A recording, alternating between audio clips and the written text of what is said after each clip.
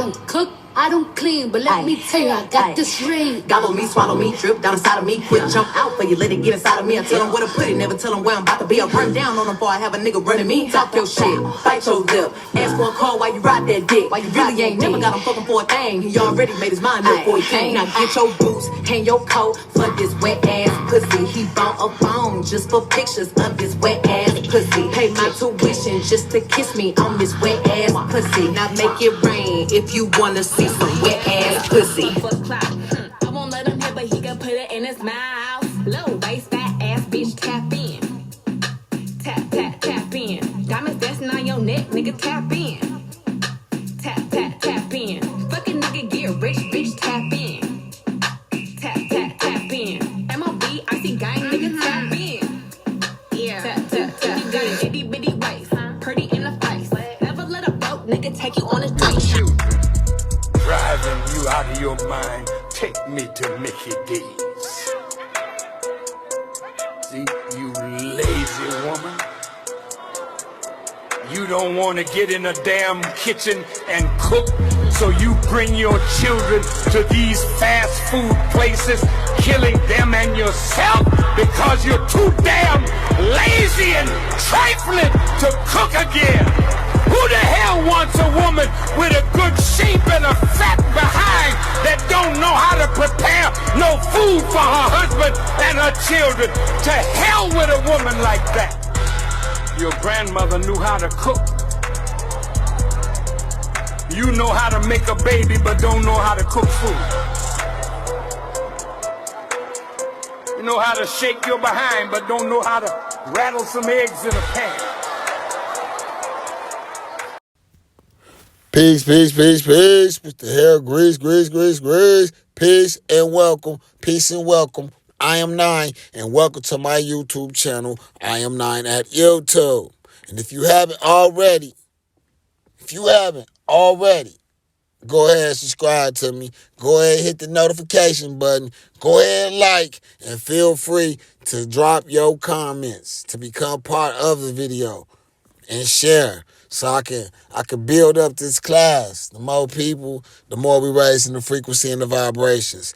As the introduction of this video displayed, the low frequency music of how the industry is using the music to like hypnotize, sidetrack, and basically put the listeners into a frenzy to a zone to where it basically be like, if you ain't doing this, if you ain't paying for the coochie, if you ain't buying this or buying that, you really don't meet the standards of being a man at all. Like, and that's not really what it really is. That's just what we pumping out, what they pumping out to the kids, to the youth, and it's just through the radio over and over. The babies is hearing it. It's setting in the subconscious, and that's what it is versus what it should be. And this system is getting into what it should be.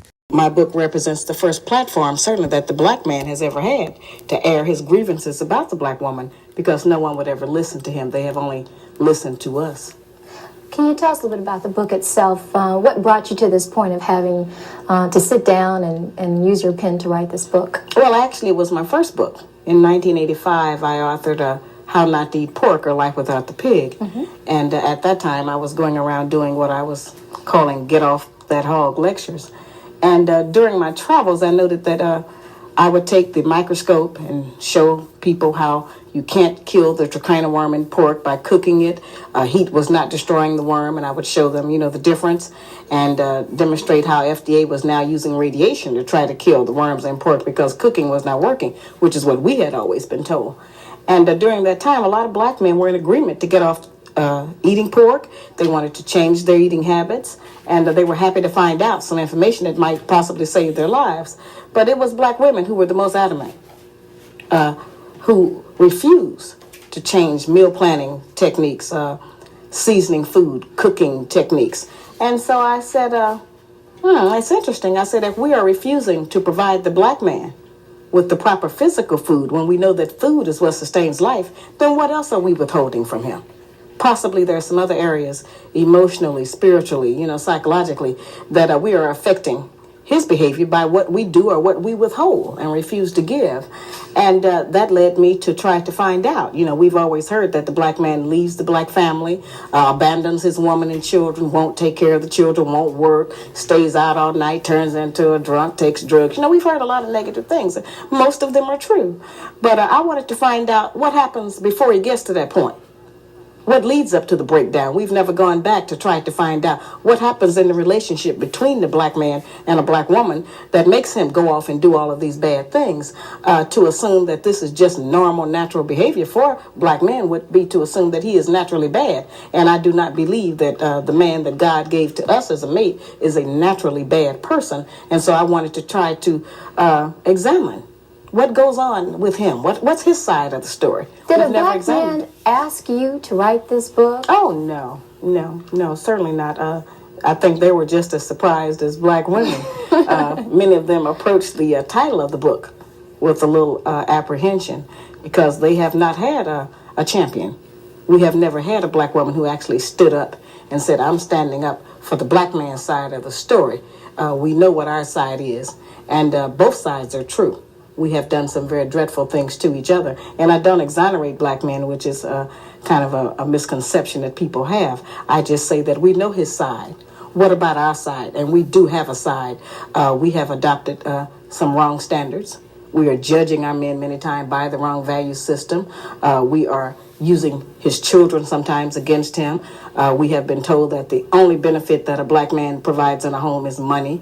And if he does not give us money to take care of those kinds of financial provisions, that he has no value.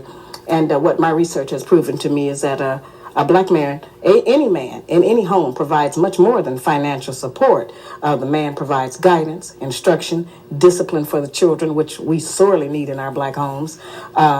He provides gratification, fulfillment, protection. I mean, there's so many other values.